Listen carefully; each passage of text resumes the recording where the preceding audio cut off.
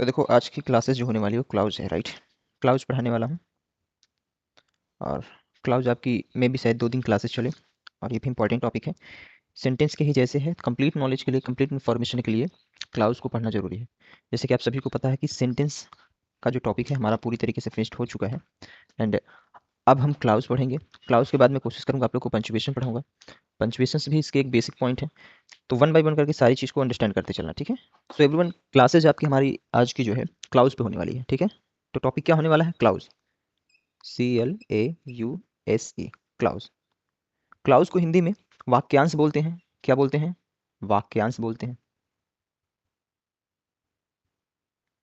वाक्यांश के साथ साथ इसे खंड भी बोलते हैं। खंड, खंड का मतलब क्या होता है? टुकड़ा। अब समझना बहुत ध्यान से। देखिए एक सेंटेंस में यहाँ पे लिखता हूँ, जैसे सेंटेंस आपका है, I went there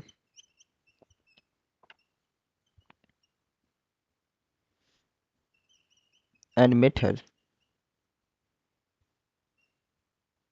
and met her when she was dancing, when she was dancing। ये सेंटेंस आपके सामने लिखा हुआ है। आप समझना वन बाय वन चीज़ों को कि एक्चुअल में होता क्या है आपका क्लाउज। देखो सेंटेंस जब मैं आपको पढ़ा रहा था तो सेंटेंस को पढ़ाते वक्त मैंने क्लाउज क्या होता है इन अ शॉर्ट वे में मैंने आपको एक्सप्लेन कर दिया था कि भैया सेंटेंस और क्लाउज में बस इतना छोटा सा डिफरेंस है कि सेंटेंस का मतलब होता है subject, verb and other word, यानी ऑब्जेक्ट वगैरह जो भी। और क्लाउज का मतलब होता है बस सब्जेक्ट एंड वर्ब, बस ये चीज़ें। मैंने बताया कि सब्जेक्ट, वर्ब, ऑब्जेक्ट या अदर वर्ड मिला करके सेंटेंस बनते हैं और सब्जेक्ट और वर्ब मिला करके हमेशा क्लॉज बनते हैं। दोनों में बस इतना सा डिफरेंस होता है बस। क्लॉज के लिए सब्जेक्ट और वर्ब की जरूरत होती है। तो दुनिया का कोई भी सेंटेंस हो, अगर उसमें सब्जेक्ट और वर्ब केवल है तो वो क्लॉज होगा, ना कि सेंटेंस होगा। और मैंने एक लाइन और भी आप लोग को बताया था, ये कि दुनिया का हर एक सेंटेंस क्लॉज हो सकता है, राइट, लेकिन हर एक क्लॉज सेंटेंस नहीं हो सकता है। क्यों हर एक सेंटेंस क्लॉज हो सकता है? क्योंकि ऐसा कोई सेंटेंस नहीं जो बिना सब्जेक्ट और वर्ब के बने, क्योंकि हर एक सेंटेंस के लिए सब्जेक्ट और वर्ब का होना जरूरी है, इसलिए हर एक सेंटेंस क्लॉज हो सकता है। अब क्लॉज क्यों पढ़ना जरूरी है, क्यों इंपॉर्टेंट है, तो देखना आगे आपको सारी चीजें समझ में आएगी। आपके सामने इतना बड़ा सा एक सेंटेंस लिखा हुआ है, I went there and met her when she was dancing. आप इस सेंटेंस में देखोगे कहीं पर भी आपको कोई ऑब्जेक्ट अदर वर्ड नहीं मिलेगा। आप देखो यहाँ पे कह रहा है आई वेंट देयर। देखो आई वेंट देयर में क्या है? ये सब्जेक्ट और ये वर्ब। आगे चलो, and met her, met her, ठीक है, एंड मेट हर। देखो मेट यहाँ पर वर्ब है, कहीं पर भी आपको ऑब्जेक्ट अदर वर्ड वगैरह नहीं दिखेगा। When she was dancing, she was dancing, यहाँ पर भी देखो सब्जेक्ट एंड वर्ब। तो इन पूरे सेंटेंसों में आप देख पा रहे होंगे कहीं पर भी कोई ऑब्जेक्ट अदर वर्ड नहीं दिख रहा है। तो इस रीजन से यहाँ पे जितने भी पॉइंट आपके लिखे हुए हैं, ये पार्ट लिखे हुए हैं, ये सभी आपके क्लाउजेस हैं। अब इस सेंटेंस को लिखने का मेन फंडा, मेन रीजन क्या था वो आप आगे समझने वाले हैं। अब देखो कह रहा है क्लाउज का मतलब वाक्यांश यानी खंड होता है, या तो वाक्यांश का हो या तो खंड का हो। वाक्यांश का मतलब क्या होता है? वाक्य का एक अंश, अंश का मतलब होता है टुकड़ा, है ना। और खंड का मतलब भी वही होता है। तो यह क्या होता है? क्लाउज क्या होता है? क्लाउज जो होता है वो वाक्य का एक छोटा सा टुकड़ा होता है, एक खंड होता है, जो अपने आप में कभी भी कंप्लीट सेंस नहीं दे सकता है। वो क्या करेगा? सेंटेंस में आकर के उस सेंटेंस को कंप्लीट सेंस देने की मतलब कंप्लीट सेंस बनाने की कोशिश करेगा। और यहाँ पे ये कह सकते हैं कि क्लॉज जो है वो सेंटेंस का ही एक टुकड़ा है, सेंटेंस का ही एक पार्ट है। इस चीज़ को समझना। देखो ये बात मैंने बता दिया कि क्लाउज क्या होता है। क्लाउज मतलब क्या होता है? क्लाउज यानी सब्जेक्ट और वर्ब मिला के क्लाउज बनते हैं, और सब्जेक्ट वर्ब ऑब्जेक्ट मिला करके सेंटेंस हो जाते हैं। अब इतनी बात रखना, सबसे पहले इसकी डिफिनेशन लिख लो सभी लोग। डिफिनेशन क्या होगा? देखो, CLAUSE, clause is a part of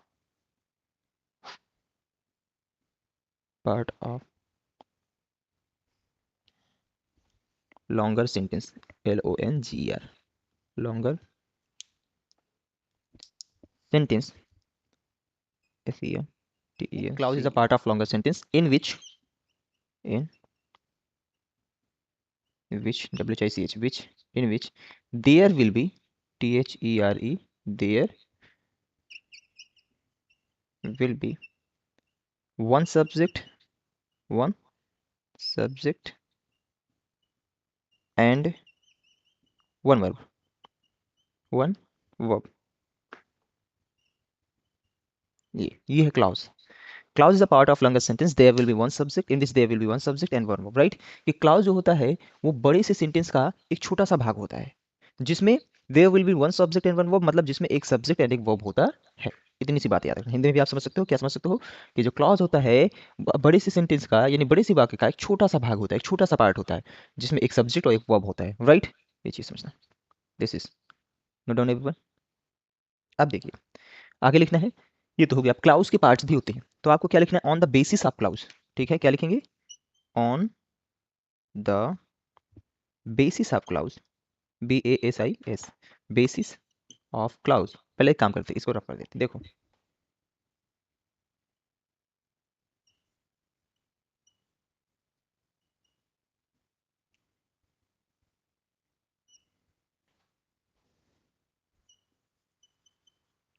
on the basis of clause they are, तो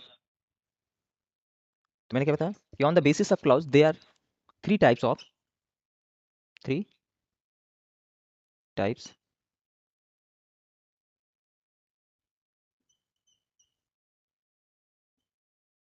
types of clause, three types of clause, CLAUSE। कि क्लाउज के आधार पर जो आपके क्लाउज है उसके तीन टाइप्स होते हैं, ठीक है, तीन प्रकार के होते हैं। On the basis of clause they are three types of clause. अब कौन कौन से? First is principle clause, PRINCIPLE, principle clause. ठीक है, पहला आपका प्रिंसिपल क्लाउज। प्रिंसिपल क्लाउज को मुख्य क्लाउज हिंदी में बोला जाता है, मेन क्लाउज के नाम से भी जाना जाता है। ठीक है, इस चीज को ध्यान देना। जो प्रिंसिपल क्लाउज होता है इसे मेन क्लाउज के नाम से भी जाना जाता है, MAIN, मेन क्लाउज, CLAUSE, इसे मेन क्लाउज के नाम से भी जाना जाता है। दूसरा आपका कोऑर्डिनेट क्लाउज। कौन सा?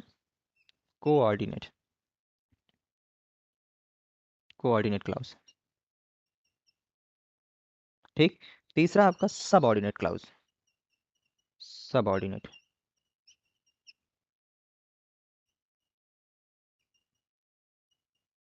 देखो यार सभी लोग ध्यान से पहले सुन लो।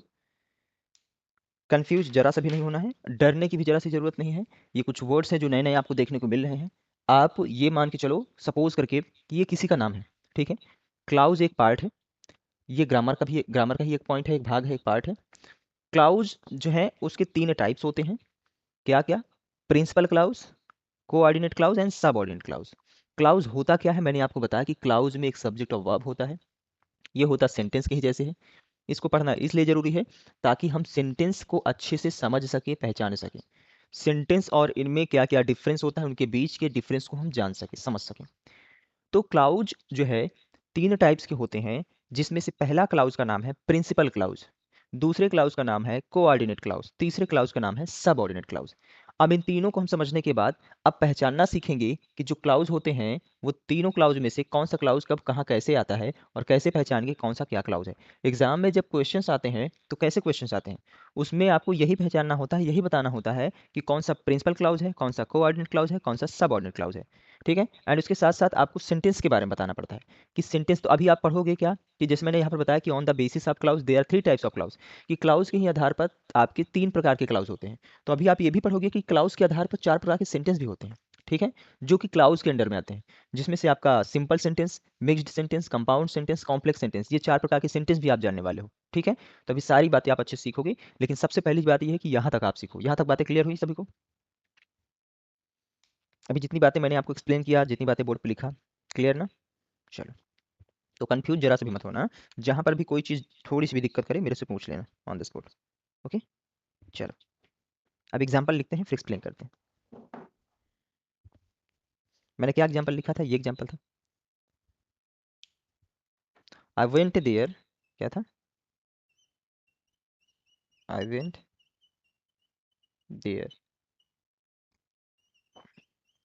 And met her, and met her when she was dancing. क्या? When she was dancing. देखो ये एक सेंटेंस मैंने आपके सामने लिखा, राइट? आप समझना। अच्छा, आप देख रहे होंगे कि मैं बोला कि बार बार भाई क्लाउज सेंटेंस नहीं होता, लेकिन इसे बार बार सेंटेंस ही बोल रहा हूँ। जी। तो सेंटेंस बोल रहा हूँ, क्यों सेंटेंस बोल रहा हूँ कि क्लाउज में भी सेंटेंस होते हैं, राइट। इस चीज़ को समझना। अब समझो, सबसे पहले पहला देखते हैं, प्रिंसिपल क्लाउज। प्रिंसिपल क्लाउज की पहचान क्या करेंगे? तो ध्यान देना, दुनिया का कोई भी सेंटेंस हो, जिस सेंटेंस की स्टार्टिंग जिस पार्ट से होती है वही आपका प्रिंसिपल क्लाउज होता है। मतलब शुरू में आया हुआ जो क्लाउज होता है वो आपका प्रिंसिपल क्लाउज कहलाता है। सेंटेंस की स्टार्टिंग में जो पार्ट आता है उसे ही प्रिंसिपल क्लाउज बोला जाता है। इस बात को दिमाग में रखना। और ये भी समझना, बिना प्रिंसिपल क्लाउज के दुनिया का कोई भी सेंटेंस लिखना इम्पॉसिबल है। इस बात को भी दिमाग में रखना। हर एक सेंटेंस स्टार्ट होगा, बनेगा with the help of principle clause. इस चीज को दिमाग में रखना है। तो हर एक सेंटेंस के स्टार्टिंग में जिस सेंटेंस का जो पार्ट से स्टार्ट हो रहा है वही आपका प्रिंसिपल क्लाउज हो जाएगा। तो यहाँ पे स्टार्ट देखो कहाँ से हो रहा है, यहाँ से। इसका मतलब क्या कह रहा है? आई वेंट देयर, मतलब मैं वहां गया, एंड मेट हर, और उससे मिला, वेन सी वॉज डांसिंग, जब वह नाच रही थी। ठीक है, तो देखो, उससे मिलोगे तभी जब जाओगे। तो आई वेंट देयर, पहले गया तभी तो मिला, एंड मेट हर, तब जाके मिला। और जब मिला तब उसने देखा कि वेन सी वॉज डांसिंग, कब मिला? जब वह नाच रही थी। तो यहाँ पे आई वेंट देयर जो है वो फर्स्ट पार्ट है, पूरे सेंटेंस का स्टार्टिंग पॉइंट है। तो यही वाला आपका ध्यान देना। सभी लोग दिख रहे हैं ना सभी को मित्रों? चलिए, तो देखो, तो यहाँ पे आप जो देख पा रहे हैं, आई वेंट देयर, ये आपका हो गया प्रिंसिपल क्लाउज। शॉर्ट में लिख दे रहा हूँ, सब लोग समझ जाना, पीसी, यानी ये प्रिंसिपल क्लाउज हो गया। ठीक है। एंड इसके साथ साथ यहाँ से एंड से लेकर हर तक, ये हो गए आपके कोऑर्डिनेट क्लाउज। कौन से क्लाउज? कोऑर्डिनेट, इसको याद रखना, कोऑर्डिनेट क्लाउज। ठीक है। एंड इसके बाद when she was dancing, when से लेकर के जितना भी पार्ट बचा, सी वॉज डांसिंग, ये आपके हो गए सब ऑर्डिनेट क्लाउज। अब क्वेश्चन इज दैट कि सर ठीक है, आपने बता दिया, हमने जान लिया कि आपके ये है आपके principle clause, coordinate clause, subordinate clause. But sir हम कैसे पहचानेंगे? हम कैसे पहचानेंगे कि कौन सा क्लाउज है? कैसे पहचानेंगे कि कौन सा क्लाउज कैसे होता है? तो एक बात समझना माय डियर, वो ये समझने की बात है कि पहचानने का सबसे सिंपल सा फंडा। पहली बात तो मैंने बताया कि प्रिंसिपल क्लाउज को पहचानने की दिक्कत नहीं है। सेंटेंस के स्टार्टिंग में जो आता है वो आपका प्रिंसिपल क्लाउज होता है। मतलब जिस पार्ट से सेंटेंस की शुरुआत होती है वो आपका प्रिंसिपल क्लाउज हो जाता है ना? यस और नो? क्लियर इतनी बात? प्रिंसिपल क्लाउज को लेकर किसी कोई डाउट है? प्रिंसिपल क्लाउज क्या होता है कि सेंटेंस की स्टार्टिंग जिस पार्ट से होती है वो आपके प्रिंसिपल क्लाउज हो गया किसी भी सेंटेंस में। नो डाउट कि ये प्रिंसिपल क्लाउज हो गया। दूसरी बात याद रखना, जैसे यहाँ पर आप देखो जो एंड लिखा है, क्या लिखा है? एंड। यहाँ पे एंड की जगह पे और क्या क्या आ सकता है? आप ध्यान देना, यहाँ पे जो एंड है ये कंजक्शन है, और जहाँ पे ये जो वेन है ये भी एक कंजक्शन है, दोनों कंजक्शन है। तो अगर कंजक्शन कोई भी सेंटेंस की शुरुआत एंड से हो, किससे किससे, ध्यान देना, ये मैं लिख दे रहा हूँ यहाँ पे, एंड से, ए एन डी एंड। ठीक है। किसी भी सेंटेंस की शुरुआत एंड से हो, बट से हो, बी यू टी बट, समझते चलना, एंड से हो, बट से हो, और से हो, ओ आर और, या तो फिर फॉर से हो, एफ ओ आर फॉर, या फिर आपका नॉर से हो, N O R, N O R nor, या फिर एज वेल एज से हो, एज विल एज से हो। फिर से देख लो, थोड़ा सा दिख नहीं रहा होगा, बस समझ लो मैं बोल दे रहा हूँ, बाकी वीडियो में जाकर क्लियर दिखेगा। अगर दिख रहा है तो बड़ी अच्छी बात है। मैंने बोला कि अगर किसी भी सेंटेंस का जो पार्ट है, कोई भी क्लाउज है, अगर कोई भी क्लाउज का स्टार्टिंग शुरुआत एंड से, बट से, और से, फॉर से, नॉर से, एज वेल एज से अगर होता है तो वो आपका कोऑर्डिनेट क्लाउज कहलाएगा। बताओ, कोई दिक्कत किसी को? हम्म मित्रों, इतनी बात समझ में आए? मैंने क्या बताया कि कोई भी क्लाउज की स्टार्टिंग, कोई भी सेंटेंस है या क्लाउज, उसका पार्ट का स्टार्टिंग अगर एंड से हो, बट से हो, और से हो, फॉर से हो, नॉर से हो, एज वेल एज से हो, तो वहां पे वो कोऑर्डिनेट क्लाउज होगा। कोऑर्डिनेट क्लाउज की यह पहचान एकदम सिंपल सा तरीका है। अगर सेंटेंस स्टार्ट हो रहा है एंड से, सेंटेंस स्टार्ट मतलब समझो, ऐसे ही समझ सकते हो कि अगर कोई दो सेंटेंस एंड से जुड़ा हो, या फिर बट से जुड़ा हो, या फिर नॉर से जुड़ा हो, या फिर और से जुड़ा हो, या फॉर से जुड़ा हो, या एज वेल एज से जुड़ा हो, तो वो पहचान है आपकी कोऑर्डिनेट क्लाउज की। ठीक। अब इसको देख लो, इतनी बात समझने के बाद अब आते हैं सबऑर्डिनेट क्लाउज को पहचानने का तरीका। तो ध्यान देना, सबऑर्डिनेट क्लाउज में जैसे आप देख पा रहे होंगे, यहाँ पे इंट्रोगेटिव वर्ड है, ये देखो वेन।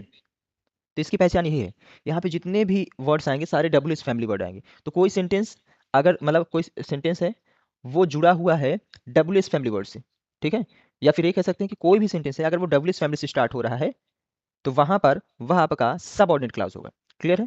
अब देखो, ये मत कहना कि भैया अगर मैं चलो उधर, चलो अच्छा ऐसे ही समझ लो। तो मैंने क्या बताया कि अगर कोई भी सेंटेंस का पार्ट है वो डब्ल्यू फैमिली से स्टार्ट हो रहा है तो वो आपका सबऑर्डिनेट होगा। और अगर कंजक्शन एंड से स्टार्ट हो रहा है, बट से स्टार्ट हो रहा है, और for, nor, as well as से स्टार्ट हो रहा है तो वो कोऑर्डिनेट होगा। और स्टार्टिंग में जो सेंटेंस के स्टार्टिंग पॉइंट होता है, जो मुख्य पार्ट होता है, वो आपका प्रिंसिपल क्लाउज होता है। तो अगर ध्यान देना, यहाँ पर इस वेन की जगह पे वेन आ जाए या फिर वॉट आ जाए, W H A T what, क्या व्हाट आ जाए या फिर वाई आ जाए, डब्ल्यू, या फिर वेयर आ जाए, WHER, वेयर, कुछ भी WH फैमिली वर्ड कोई भी आ जाए मेरे दोस्त, कुछ भी याद रखना, कुछ भी, ठीक है, या फिर हाउ आ जाए, तो यहाँ पे अगर WH फैमिली से स्टार्ट हो रहा है तो वो आपका सब ऑर्डिनेट होगा। तीनों सेंटेंसेस को मैंने पहचानने का तरीका आपको बता दिया कि कोई सेंटेंस की स्टार्टिंग में जो पार्ट आता है, जिस सेंटेंस की जिस पार्ट से स्टार्ट हो रहा है वो आपका प्रिंसिपल क्लॉज होता है। कंजक्शन एंड, बट और nor, for, as well as, इन सबसे जो स्टार्ट होता है वो आपका कोऑर्डिनेट हो जाता है। और सेंटेंस अगर आपका WH फैमिली वर्ड कंजक्शन, ये भी कंजक्शन ही है, ये भी ध्यान देना, जैसे वेन, वॉट, वाई, वेयर, जो भी है, हाउ वगैरह, जो भी अगर इससे स्टार्ट हो रहा है वो आपका सब ऑर्डिनेट हो जा रहा है। बताओ, इतनी बात सबको समझ में आई दोस्त? सर अगर प्रिंसिपल जो है, हम्म, अगर सब्जेक्ट से ना होकर वर्ब से शुरू हो, हम्म। तो क्या वो प्रिंसिपल कहलाएगा कि ऑर्डिनेट क्लॉज कराएगा, कोऑर्डिनेट नहीं, क्लॉज? पहली बात तो बिना सब्जेक्ट की स्टार्टिंग नहीं होगा, क्योंकि हमने क्लाउज का मतलब भी पढ़ा, क्लाउज का मतलब होता है सब्जेक्ट एंड वर्ब। तो सब्जेक्ट नहीं तो this is not like clause, because you know very well कि कंप्लीट सेंस देगा नहीं, कंप्लीट का इनकम्प्लीट सेंस भी नहीं देगा, राइट, सेंस ही नहीं देगा। जैसे हम लोग इंट्रोगेटिव सेंटेंस पढ़ते हैं हाँ, तो उसमें पहले WH फैमिली से वर्ड शुरू होता है, हाँ, तो वो मतलब सब ऑर्डिनेट क्लॉज रहेगा।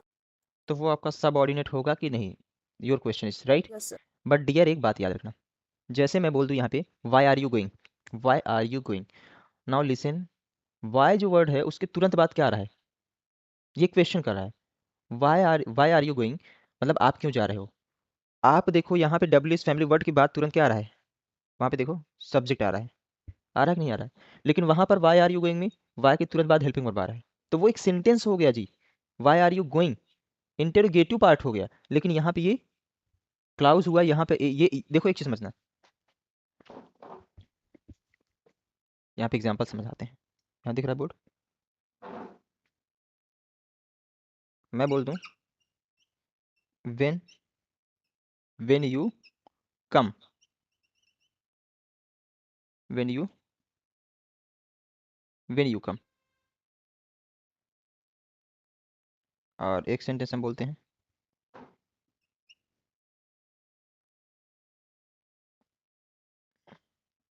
When, when have you come, when have you come, when have you come. पहला सेंटेंस मैंने बोला वेन यू कम, इस वाले में आप देखो डब्ल्यू एस फैमिली वर्ड के जस्ट बाद आपका सब्जेक्ट है, और यहाँ पे इस वाले सेंटेंस में आप देखो डब्ल्यू एस फैमिली वर्ड के जस्ट बाद हेल्पिंग वर्ब है। तो हमने सेंटेंस में पढ़ा था कि अगर डब्ल्यू एस फैमिली के बाद अगर आपका हेल्पिंग वर्ब आता है तो वो कहलाता है इंटेरोगेटिव, क्या कहलाता है, इंटेरोगेटिव ना। लेकिन यहाँ पर तो ऐसा सीन नहीं है, तो यहाँ पे वेन का मतलब होगा जब, क्या होगा हिंदी में इसका मतलब जब होगा, और यहाँ पे वेन का मतलब होगा यहाँ पर कब, यहाँ पर बता रहा है, यहाँ पर पूछ रहा है, इस वाले सेंटेंस में बता रहा है कि वेन यू कम, जब तुम आए, बट यहाँ पर वेन हैव यू कम, इसका मतलब क्या हो गया कि कब तुम आए हो, राइट, कब तुम आए हो। तो जो आपका क्लाउज वाला जो पार्ट होगा वो ये होगा, क्योंकि जोड़ने का काम क्या करता है, कंजक्शन करता है। और ध्यान देना जब किसी भी सेंटेंस में डब्ल्यू एस फैमिली वर्ड के साथ अगर कोई दो पार्ट आपस में जुड़ रहा है, ये पॉइंट दिमाग में रखने वाली बात है, समझ देना, जब किसी भी सेंटेंस में डब्ल्यू एस फैमिली वर्ड के द्वारा दो सेंटेंस आपस में जुड़ रहे होते हैं तो वहां पर डब्ल्यू एस फैमिली वर्ड के तुरंत बाद हेल्पिंग वर्ब नहीं सब्जेक्ट आएगा। फिर से सुन लो, मैंने क्या बताया कि जब कोई दो sentence W H family word, ये W H family word what where who how जो भी है, इनके साथ आपस में जुड़ रहे होते हैं तो वहां पर डब्ल्यू एच फैमिली वर्ड के जस्ट यानी तुरंत कभी भी हेल्पिंग वर्ब नहीं आएगा, आपका सब्जेक्ट आएगा। ठीक, अभी इसके बाद आगे हम इसके बारे में बहुत अच्छे सीखेंगे, याद रखना एक एक पॉइंट क्लियर हो जाएगा, आप जरा सी डरना नहीं भाई, देखो अगर WH फैमिली आ रहा है सर, तो अगर सब्जेक्ट लग रहा है तो हमारा क्लॉज हो जाएगा, सब्जेक्ट के बदले हेल्पिंग वर्ब लग रहा है इंटेरोगेटिव, तो वो सेंटेंस में कन्वर्ट हो जाएगा। Exactly exactly exactly. अभी आगे हम पढ़ेंगे role of W H, role आप जब डब्ल्यू एच पढ़ेंगे तब इसके बारे में बड़े कंप्लीट नॉलेज सीखेंगे, ठीक। तो इसको भी जरा सा कंफ्यूज मत होना। अच्छा थोड़ा यहाँ पे डिस्कस कर ही लेते हैं, देखो उस क्वेश्चन को समझने के लिए, उस बात को समझने के लिए और बेहतर तरीके से बताता हूँ, पीछे की सारी बातें क्लियर हुई ना, आप समझो। मैं लिखता हूँ यहाँ पे you know, KNOW, you know, फिर मैं लिखता हूँ where, where is Rahul, where is Rahul, एक सेंटेंस ये हो गया। दूसरा you, KNOW, you know where Rahul is.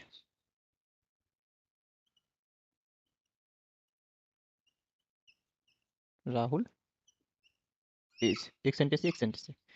अब देखो दोनों सेंटेंस में, पहला सेंटेंस है you know where is Rahul, दूसरा सेंटेंस है you know where Rahul is. आप सभी बताओ according to all of them, इन दोनों सेंटेंस में सही कौन सा है? पहला सेंटेंस जो जो बोल रहे हैं सही वो थम्स अप कर दो, जिनका मानना है कि पहला सेंटेंस सही वो थम्स अप कर दो, और जिनका मानना है दूसरा सेंटेंस सही है वो हैंड्स अप कर दो। आप लोग सुन नहीं पाए क्या? अच्छा, पहले वाले थम्स अप है, ओके। चलो, तो पहला सेंटेंस। Okay, thank you. देखिए एक चीज समझना, इस सेंटेंस में वे sorry you know where is Rahul, बोलने में यही सही लग रहा है, दिखने में भी सही लग रहा है। दूसरे वाले सेंटेंस में you know where Rahul is, right, इस वाले में नहीं सही लग रहा है। बट एक चीज समझना, मैंने अभी जस्ट आपको क्या बताया कि भैया अगर कोई भी दो पार्ट आपस में जुड़ रहा है तो वहां पे डब्ल्यू फैमिली के वर्ड के तुरंत बाद सब्जेक्ट आएगा, ना कि हेल्पिंग वर्ब आएगा। लेकिन ऊपर वाले में तो देखो हेल्पिंग वर्ब आ रहा है कि नहीं आ रहा है? तो मतलब ये सेंटेंस आपका गलत है, पहला वाला जो है वो क्या है, गलत है। ये सही जो कौन सा है भैया, you know where Rahul is, यही सही है। क्योंकि याद रखना इस बात को, मैं आपको यहाँ पर अभी फिलहाल इसको बताने वाला नहीं था, आगे का ये पॉइंट है, बट यहाँ पर बता दे रहा हूँ छोटी सी बात, कि दो पार्ट को जोड़ने के लिए जब आपका इंट्रोगेटिव कंजक्शन जब आता है तो वहां पर वो अपने तुरंत बाद हेल्पिंग वर्ब ना लेकर के अपने तुरंत बाद वो सब्जेक्ट लेता है। ठीक है, जिसमें बोल दूं आई डोंट नो, क्या बोल दूं, I D O N comma T, I don't know यानी मुझे नहीं पता है, I don't know, W H O, who are you, who are you, मुझे नहीं पता है तुम कौन हो, तो I don't know who are you, ये गलत है। ये क्या है, गलत है। इसका सही वर्जन जो होगा वो क्या होगा, हु के तुरंत बाद आपका हेल्पिंग वर्ब ना करके सब्जेक्ट आएगा। क्यों? क्योंकि ये दो सेंटेंस को जोड़ने का काम कर रहा है। तो यहाँ पे क्या बोलेंगे, don't know I don't know, K N O W, who are you को हम किस में, you are, who you are, ये सही है। ठीक है, तो I don't know who are you ये गलत है, I don't know who you are ये सही है। बोले इतनी बात समझ में आई? सभी लोग बताओ। चलो, तो मतलब इस क्लास में हमने क्या सीखा, ये सीखा कि कभी भी जब दो पार्ट को आपस में जोड़ने के लिए कोई इंट्रोगेटिव वर्ड आता है, डब्ल्यू फैमिली वर्ड वाला वर्ड आता है, तो वो अपने तुरंत बाद सब्जेक्ट लेगा, ना कि हेल्पिंग वर्ब। अगर हेल्पिंग वर्ब आ रहा है तो वो गलत लगेगा। ठीक है, ये चीज़, ठीक है, बोलो, कोई डाउट यहाँ तक? अब यहाँ पे देखो क्लाउज को मैंने बताना समझाना सिखा दिया है, तो यहाँ पर इसीलिए देखो वेन सी वॉज डांसिंग था, ये नहीं था when was she dancing. When was she dancing कर सकता था, लेकिन वेन वॉज सी डांसिंग करता तो गलत हो जाता है, इसलिए when she was dancing, right, इस तरीके से। तो मैंने फिर से क्लाउज के बारे में समझ लो, स्टार्टिंग में जो आता है क्लाउज, जिससे सेंटेंस की शुरुआत होता है, प्रिंसिपल क्लाउज। अगर but, nor, for, as well as और इन सब के द्वारा अगर कोई सेंटेंस आपस में जुड़ता है तो वो आपका कोऑर्डिनेट क्लाउज हो जाता है, और अगर डब्ल्यू फैमिली वर्ड से जुड़ता है तो वो आपका सबऑर्डिनेट हो जाता है। मैंने इतनी चीज़ें क्लियर कर दिया। अब अगला जो पॉइंट है वो आपको लिख लेना है। क्या लिख लेना है बता रहा हूँ, देखो दोस्त आगे समझना, सब लोग ध्यान देना।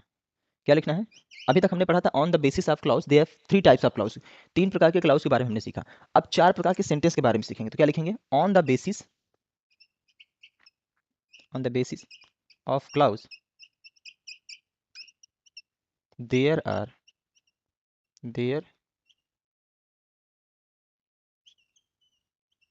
रुको मार्कर में थोड़ा डाल देते हैं।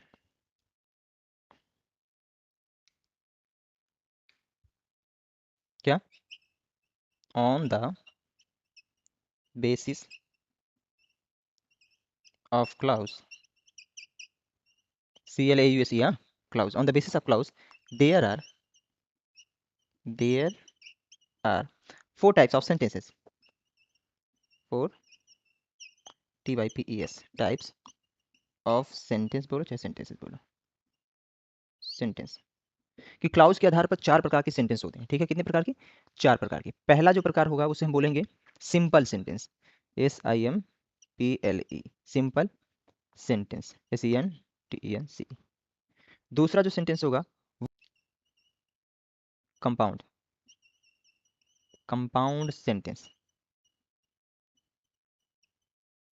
COMPOUND, फिर से सुन लो, COMPOUND, कंपाउंड सेंटेंस। तीसरा जो सेंटेंस होगा वो होगा complex sentence, COMPLEX, complex sentence, SENTENC। And चौथा जो लास्ट आपका होगा फोर्थ, वो होगा mixed sentence, MIXED, mixed sentence. जो क्लाउज है वही आपके सेंटेंस है। आप किस तरीके से समझना, तो क्लाउज की एक अलग फैमिली है जिसको सेंटेंस बोला जाता है। पहला कह रहा है simple sentence, complex sentence, sorry compound sentence, and तीसरा कॉम्प्लेक्स, चौथा mixed. Simple, compound, complex and mixed. अब इनकी पहचान कैसे करेंगे, तो क्लाउज के आधार पर चार प्रकार के सेंटेंस होते हैं। तो ध्यान देना, जो आपका प्रिंसिपल क्लाउज वाला पार्ट होता है, कौन सा, प्रिंसिपल क्लाउज वाला, जो आपका प्रिंसिपल क्लाउज वाला पार्ट होता है उसी को सिंपल सेंटेंस बोला जाता है। तो मैंने जो एग्जांपल आपके सेंटेंस उसमें लिखा था, आई वेंट देयर, ऊपर लिख देते हैं, इसको तो समझाते हैं। देखो, आई वेंट, इसी सेंटेंस से पूरा एग्जाम, पूरा क्लाउज खत्म कर दे रहा हूँ। I went there and met her, met, met क्या है, मीट की जो है सेकेंड फॉर्म है, हाँ ध्यान देना, मीट मेट मेट। तो I went there and met her when she was dancing, when she was dancing. देखो, आई वेंट देयर, यहां से लेके यहां तक सेंटेंस की शुरुआत इसी से हो रहा है। तो ये कौन सा क्लाउज हुआ, ये हुआ प्रिंसिपल क्लाउज, प्रिंसिपल क्लाउज। और इसी वाले पार्ट को, ये वाला जो पार्ट है, इसी पार्ट को हम बोलेंगे सिंपल सेंटेंस। कौन सा सेंटेंस, सिंपल सेंटेंस यही है, ठीक है, ये चीज समझना। फिर कंपाउंड सेंटेंस के साथ जानते हैं। देखना, अगर आपका, खूब ध्यान देना भाई, खूब अच्छे से, प्रिंसिपल क्लाउज और ये वाला जो क्लाउज है एंड मेथड, यहाँ पे एन होगा सॉरी, एंड मेथड, ये कौन सा, ये आपका कोऑर्डिनेट क्लाउज है, कोऑर्डिनेट। तो जब प्रिंसिपल के साथ कोऑर्डिनेट को जोड़ दिया जाए, मतलब यहां से लेके पूरा यहां तक, तो पूरा I went there and met her, तो कौन कौन से, principal clause plus coordinate clause, coordinate clause, principal plus coordinate मिला के कंपाउंड सेंटेंस होता है। कौन सा सेंटेंस होता है, कंपाउंड सेंटेंस। तो कंपाउंड सेंटेंस की बात करें तो क्या होगा, कंपाउंड सेंटेंस होगा I went there and met her, यहां से लेके पूरा यहां तक, मेट हर तक, क्योंकि प्रिंसिपल प्लस कोऑर्डिनेट मिला के क्या होता है, आपका कंपाउंड सेंटेंस होता है। बात समझ में आ रहा है, कहना क्या चाह रहा हूँ। केवल प्रिंसिपल सिंपल सेंटेंस होगा, प्रिंसिपल के साथ अगर आपने कोऑर्डिनेट क्लाउज को जोड़ दिया तो वो कंपाउंड सेंटेंस बन जाएगा। लेकिन अगर प्रिंसिपल के साथ आपने, ध्यान देना खूब अच्छे से, कोऑर्डिनेट को छोड़ के अगर आपने ये जोड़ दिया प्रिंसिपल के साथ, प्रिंसिपल क्लाउज के साथ आपने सब ऑर्डिनेट जोड़ दिया, ये वाला पार्ट क्या है, ये सब ऑर्डिनेट है ना, सब ऑर्डिनेट है। तो अगर आप ये कह दें कि प्रिंसिपल क्लाउज प्लस सब ऑर्डिनेट क्लाउज, सब ऑर्डिनेट, तो प्रिंसिपल के साथ अगर आपने कोऑर्डिनेट जोड़ा तो वो कंपाउंड था, लेकिन प्रिंसिपल के साथ अगर आपने सब ऑर्डिनेट जोड़ा तो वो कॉम्प्लेक्स सेंटेंस हो गया। कौन सा सेंटेंस हो गया, कॉम्प्लेक्स सेंटेंस। बोलो, इतनी बात समझ में आई सभी को, टेल मी एवरीवन। रश्मि क्लियर हो रहा है ना, रश्मि, ममता, जहाँ नहीं समझ में आ गया पूछ लेना प्लीज, हाँ। तो ये बात है, देखो सब बहुत आसान आसान चीजें है यार भाई, बस थोड़ा सा आप लोग को दिमाग लगाने की जरूरत है, कुछ है नहीं इसमें। बाकी थोड़ा सा एक प्रैक्टिस भी बहुत जरूरी है ना। आपने कहावत सुनी होगी, करत करत अभ्यास थे जड़मति हो सुजान, और रस्सी आवत जाते पत्थर परत निशान, कि अभ्यास करने से कोई चीज़ भाई मजबूत होती है ना। जब रस्सी के बार बार आने जाने से, आपने देखा होगा जो पानी खींचने वाला कुएं पे वो जो लगा होता है ना, पत्थर का होता है, रस्सी के बार बार आने जाने से उसमें निशान पड़ जाते हैं। तो किसी भी चीज़ को अगर आप बार बार पढ़ने की कोशिश करोगे, सीखने की कोशिश करोगे, समझने की कोशिश करोगे, तो बड़ा से बड़ा टॉपिक सब समझ में आ जाएगा, है ना। ये हमसे हैं, हम इनसे थोड़े हैं यार, इसके रचयिता हम ही लोग हैं ना, ह्यूमन बींग्स ही हैं। तो हमने पढ़ा प्रिंसिपल क्लाउज जो होगा वो सिंपल सेंटेंस होगा, प्रिंसिपल क्लाउज के साथ अगर आपने कोऑर्डिनेट क्लाउज को जोड़ दिया तो वो कॉम्प्लेक्स सेंटेंस हो, सॉरी कंपाउंड सेंटेंस हो गया। और प्रिंस सब ऑर्डिनेट क्लाउज को जोड़ दिया, मैंने क्या बोला, प्रिंसिपल क्लाउज के साथ अगर आपने सब ऑर्डिनेट क्लाउज को जोड़ दिया तो वो आपका कॉम्प्लेक्स सेंटेंस हो जाएगा, ठीक है। और आपका मिक्स्ड सेंटेंस, अच्छा देखो इसका एग्जांपल अगर बात करें, मैं बोलूँ कि कॉम्प्लेक्स सेंटेंस का एग्जांपल क्या होगा, तो हम बोलेंगे आई वेंट देयर, बीच वाला पार्ट छोड़ दोगे क्योंकि प्रिंसिपल के साथ सब ऑर्डिनेट, तो I went there when she was dancing, मैं वहां गया जब वह नाच रही थी, ये हो गया आपका कॉम्प्लेक्स सेंटेंस। कॉम्प्लेक्स सेंटेंस की example, I went there when she was dancing. Compound का क्या होगा, I went there and met her, ये हो गया। अब मिक्स्ड सेंटेंस, तो मिक्स्ड के लिए एकदम आसान सी बात है, क्या मिक्स्ड मतलब क्या कह रहे हैं, देखो कह रहे हैं पूरा एकदम मिक्स्ड ना। तो प्रिंसिपल क्लाउज प्लस आपका कोऑर्डिनेट क्लाउज, तीनों इसमें मिले रहेंगे पूरा, coordinate clause plus subordinate, subordinate. तो अगर सभी क्लाउज को आपस में जोड़ दिया जाए, मतलब हम ये कह दें कि principal plus coordinate plus subordinate, यहां से लेके यहाँ पूरा यहाँ तक, ठीक है, यहाँ से पूरा यहाँ तक मिला के आपका मिक्स्ड सेंटेंस हो जाएगा। कौन सा सेंटेंस, मिक्स्ड, ये आपका मिक्स्ड सेंटेंस हो जाएगा, ठीक। ये हो गया सेंटेंस, आपको समझा दिया। बोलो, पूरा मिक्स्ड सेंटेंस एग्जांपल क्या होगा, I went there and met her when she was dancing, ये हो गया मिक्स्ड सेंटेंस। तो फिर से देख लो, प्रिंसिपल क्लाउज आपका सिंपल सेंटेंस कहलाएगा, प्रिंसिपल के साथ कोऑर्डिनेट जोड़ोगे कंपाउंड सेंटेंस हो जाएगा, प्रिंसिपल के साथ सब ऑर्डिनेट जोड़ोगे कॉम्प्लेक्स हो जाएगा, अगर प्रिंसिपल के साथ सभी क्लाउज को जोड़ दोगे कोऑर्डिनेट सब ऑर्डिनेट सब, तो आपका मिक्स्ड सेंटेंस हो जाएगा। बोलो इतनी बात समझ में आई सभी को? बातें क्लियर हुई इतनी? किसी को कोई डाउट हो यहाँ तक तो पूछ लो, किसी को कुछ भी 1% भी डाउट हो तो पूछ सकता है। बोलो मित्रों, नो डाउट? चलो ठीक है, तो बस आज की क्लास यहीं पे फिर ठीक फिनिश करते हैं, द एंड। मिलते हैं कल। Okay, bye bye, take care to all of you, have a good day, thank you.